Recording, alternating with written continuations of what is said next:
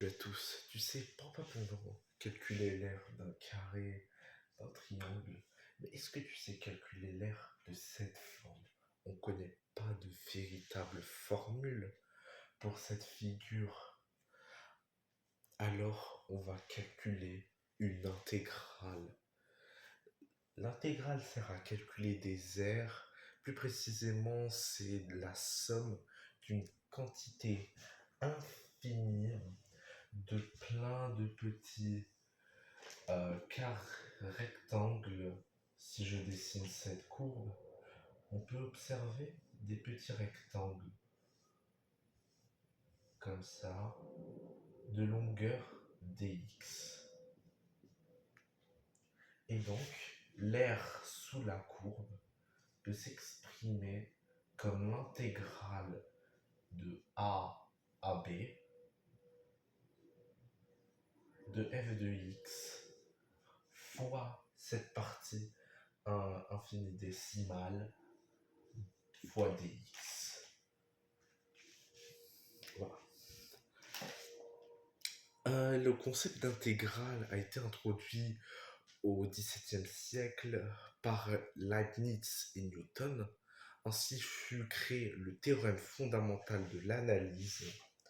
Il dit que l'intégrale de a à b de f de prime de x dx est égal à f de b moins f de a.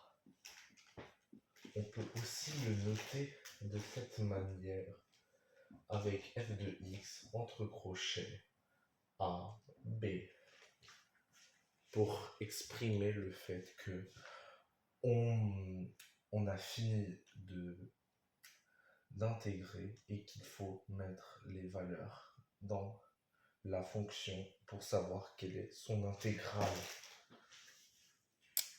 Calculer des intégrales n'est pas toujours possible. Il faut que la fonction soit continue sur AB, là où la fonction n'est pas définie, que la limite existe et finit en ce point. On peut notamment remarquer que dans la formule du théorème fondamental de l'analyse, il faut trouver une fonction. Lorsqu'on la dérive, on retombe sur cette fonction qui était dans l'intégrande, on appelle ça, avec les bornes AB. Donc, il faut rechercher une primitive, puis utiliser la formule f de b moins f de a pour calculer une intégrale. Pour conclure, les intégrales permettent de calculer l'aire sous la courbe et en physique notamment, on peut trouver delta x, c'est-à-dire la distance parcourue, avec une intégrale v dt. Comme ça. Et on pourra trouver la distance parcourue si on connaît l'expression de la vitesse. Voici les différentes propriétés qui sont assez utiles. La première, l'intégrale de a à a de f de x, j'ai oublié le dx, est toujours nulle. Ben oui, c'est logique. Si je fais une courbe comme ceci, et que je vais de A à A, je reste sur le même point. Donc l'air est nul. L'intégrale de B à A, c'est moins f de x. On peut également utiliser cette propriété pour démontrer celle-là. Cette propriété dit c'est une relation de Chasles, donc l'intégrale de a à b de f de x dx plus l'intégrale de b à c de f de x dx est égale à l'intégrale de a à c de f de x dx. En passant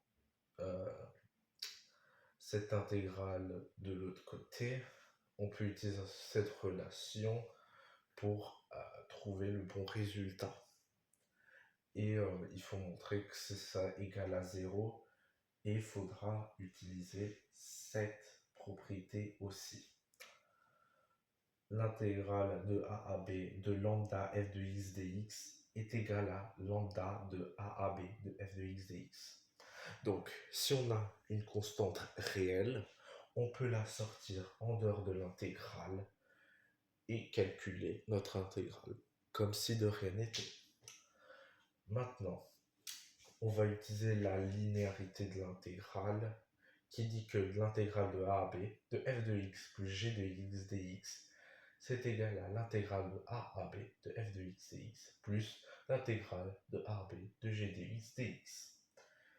C'est la linéarité de l'intégrale. On peut le démontrer assez facilement et assez intuitivement. Si on appelle ça l'intégrale de f de x, intégrale de g de x, dx, on peut les additionner. C'est comme vous êtes dans un exercice de géométrie, on peut additionner des aires facilement.